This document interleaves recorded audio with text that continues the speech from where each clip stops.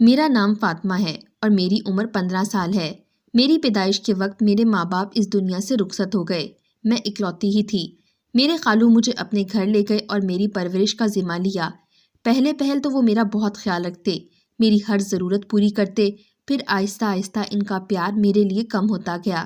پھر میں ان کے لیے ایک بوجھ بن گئی۔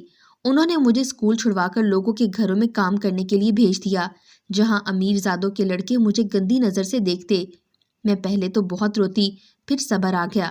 میں نے رونا دھونا چھوڑ دیا اور یوں میں لوگوں کے لیے ایک نوکرانی بن گئی۔ پھر ایک دن میرے اوپر آسمان گر گیا جب مجھے پتا چلا خالو میری شادی کر رہے ہیں۔ میں حیران ہو گئی، خالو میری شادی کیوں کرنا چاہتے ہیں؟ میں تو ابھی بہت چھوٹی تھی اور وہ میری شادی سے اتنا خوش کیوں ہیں؟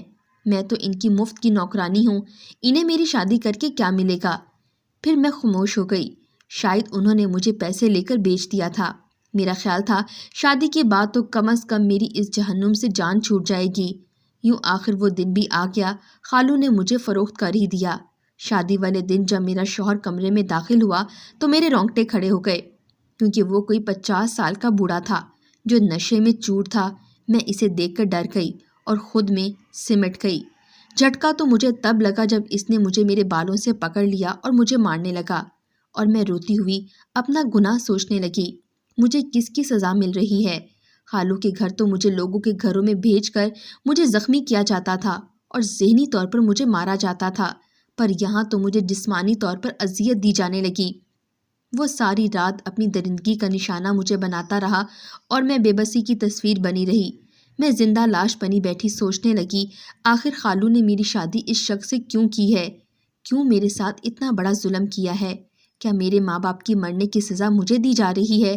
اگلے دن میں اپنے شوہر کے کپڑے استری کر رہی تھی جب اچانک میرا شوہر دروازہ کھول کر کمرے میں آیا اور مجھے بالوں سے پکڑ کر میرے ہاتھ پر استری رکھ دی۔ میں درد سے بلبلا اٹھی، میری آنکھوں میں آنسو گرنے لگے اور وہ غصے میں بولے، یہ رونے والا ڈرامہ میرے سامنے مت کیا کرو، میں تم جیسی عورتوں کو اچھی طرح جانتا ہوں۔ میں حیران ہو گئی، وہ مجھے عورت کہہ رہا تھا؟ میں تو ابھی 15 سال کی معصوم اور نادان بچی تھی، اور اس کے کہنے کا مطلب میں نہ سمجھ سکی۔ وہ مجھے عورت سمجھ رہا ہے؟ میں ابھی اپنے پر ہوئے ظلم کے بارے میں پوچھنے ہی لگی تھی، وہ غصے میں وہاں سے چلا گیا۔ میرے ہاتھ پر جلن ہونے لگی۔ میں اس سے کچھ پوچھنے لگتی، میری ہمت جواب دے جاتی۔ شادی کو کئی سال گزرنے کے بعد بھی میں نے اس شخص کے لبوں پر مسکراہٹ نہ دیکھی۔ مجھے حیرت ہوتی، یہ شخص ایسا کیوں ہے؟ اس نے مجھ سے اتنی نفرت کیوں کی ہے؟ پر میں کبھی پوچھ ہی نہ سکی۔ جب بھی آتا مار پٹائی کر کے نہ جانے کہاں چلا جاتا اور میں اپنی قسمت کو بیٹھ کر روتی رہتی۔ میں رات کے وقت گارڈن میں بیٹھی ہوئی تھی کہ اچانک وہ آ کر مجھ پر چلانے لگے، یہاں کیوں بیٹھی ہو؟ رات کے وقت، اس وقت کس کا انتظار کر رہی ہو؟ میں تم جیسی عورتوں کو اچھی طرح جانتا ہوں، اور تم آج گلی میں کیوں گئی تھی؟ تم جیسی عورتیں بڑی تیز ہوتی ہیں، لڑکوں کو اپنی ادائیں دکھا کر پھنسا لیتی ہو۔ مجھے اس کی باتیں سن کر غصہ آنے لگا۔ اس شخص نے عورتوں کے بارے میں اتنی غلط فہمیاں کیوں پال رکھی تھیں؟ ہر وقت عورت کی برائی کرتا، ہر وقت مجھے برا بھلا کہتا، اور میں اس کو دیکھتی رہ جاتی۔ میرے گلے میں آنسوں کا پھندا اٹکا ہوا تھا۔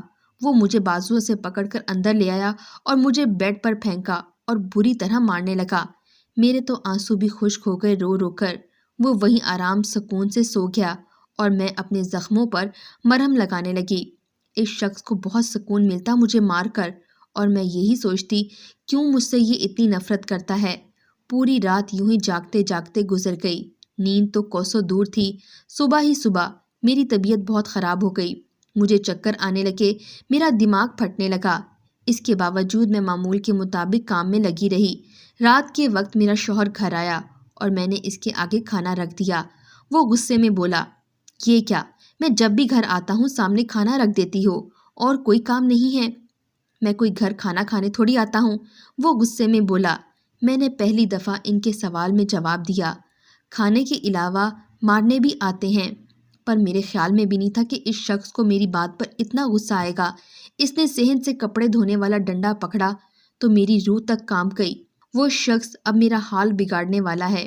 وہ غصے میں میری طرف قدم بڑھانے لگا، میرا سر چکرا گیا اور میں زمین بوس ہو گئی۔ اس کے بعد جب میری آنکھ کھلی تو میں کمرے میں موجود تھی۔ ڈاکٹر میرے شوہر کو بول رہا تھا کہ میں ماں بننے والی ہوں، اس کا بہت زیادہ خیال رکھنا۔ اس حالت میں ان کے لیے کوئی بھی ٹینشن ٹھیک نہیں ہے۔ میں سوالیہ نظروں سے اپنے شوہر کو دیکھنے لگی۔ ڈاکٹر بولا، اگر کوئی ٹینشن دی تو ان کے ساتھ ساتھ تمہارے بچے کی جان کو بھی خطرہ ہوگا۔ ڈاکٹر کی بات سن کر میرے لبوں پر مسکراہٹ آ گئی اور میں اپنے شوہر کو دیکھنے لگی۔ میں نے پہلی بار اس کے چہرے پر غصہ نہ دیکھا، مگر غصہ نہیں تھا تو مسکراہٹ بھی نہیں تھی، بس وہ خاموشی سے ڈاکٹر کی باتیں سن رہا تھا۔ تھوڑی دیر بعد ڈاکٹر چلا گیا تو وہ بھی باہر چلا گیا۔ اس نے مجھ سے کوئی بات نہیں کی۔ میری مسکراہٹ ایک دم سمٹ گئی اور میں بلا وجہ اپنے ہاتھ دیکھنے لگی۔ میری ہاتھوں کی لکیروں میں شاید کوئی خوشی کی لکیر ہی نہیں تھی۔ میں نے اپنے گرنے والے آنسو صاف کیے اور سوچنے لگی، خالو کے گھر میں اور اس گھر میں کتنا فرق تھا۔ کچھ زیادہ فرق نہیں تھا۔ مجھے یہ جاننا تھا کہ خالو نے میری اس سے شادی کیوں کی۔ جو شخص عورت ذات سے اتنی نفرت کرتا ہے اور اتنی نفرت کیوں کرتا ہے؟ میں پوچھتی بھی تو کس سے پوچھتی؟ میں تو کسی کو جانتی تک نہیں تھی۔ کون مجھے بتاتا اس شخص کے بارے میں؟ یہ تو تنہا ہے، نہ اس کی کوئی ماں، نہ باپ، نہ بہن، نہ بھائی، صرف ایک یہ ظالم شخص۔ پر میں خوش تھی، کوئی تو تھا میرا، چاہے جیسا بھی ہو۔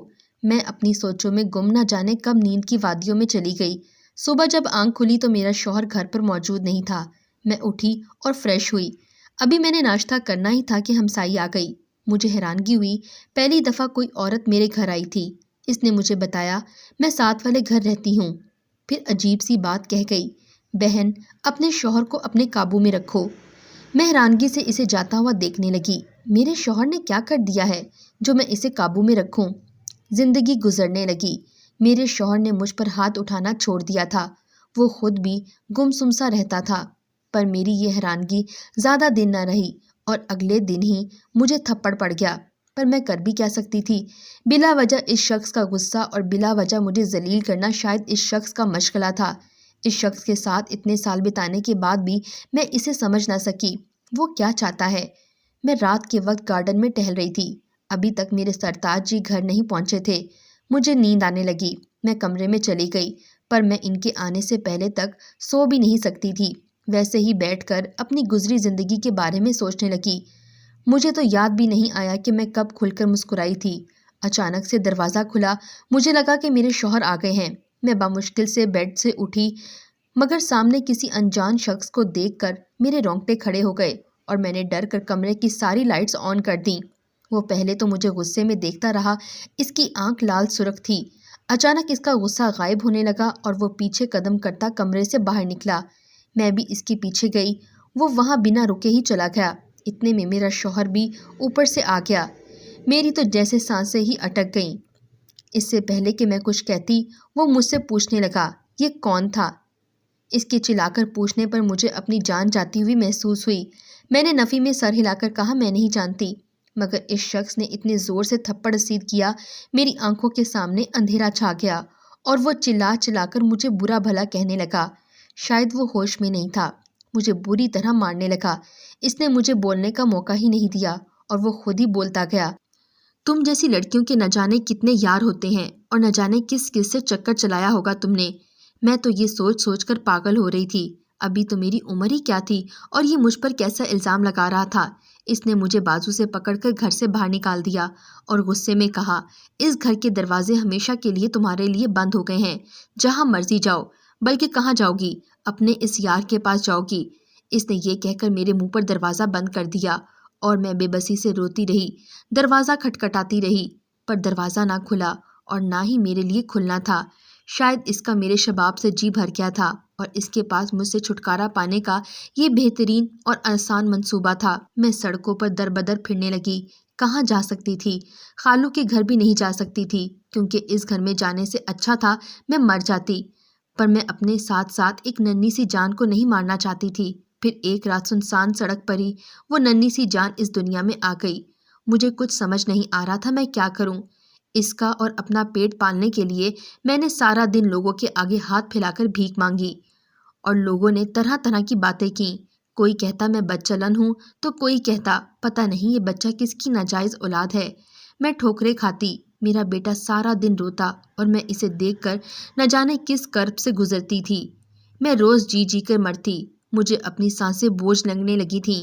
میں اپنے بیٹے کو سینے سے لگائے سڑکوں پر پھرتی اور اس شخص کو بددعائیں دیتی۔ نہ جانے وہ کون تھا اور کیوں مجھے اس طرح برباد کر گیا تھا۔ ایک دن بہت زور کی بارش ہونے لگی، سارے لوگ وہاں سے کہیں نہ کہیں جانے لگے۔ میرا بیٹا سردی سے بری طرح کانپنے لگا اور اس کی رونے کی آواز تیز ہو گئی۔ میں اسے سینے سے لگائے بارش سے بچانے کی کوشش کر رہی تھی۔ میں اپنے بیٹے کو چوم رہی تھی۔ اچانک میرے ہاتھ پاؤں سن ہو گئے، میری دھڑکن رک سی گئی، میرے ہاتھ میں ایک ننھا وجود بے جان ہو گیا۔ میرے بیٹے کی لاش میرے ہاتھوں میں تھی اور میرے وجود میں جان باقی نہ رہی، اور میری آنکھ سے صرف ایک آنسو گرا اور وہ بہت سے سوالات چھوڑ گیا۔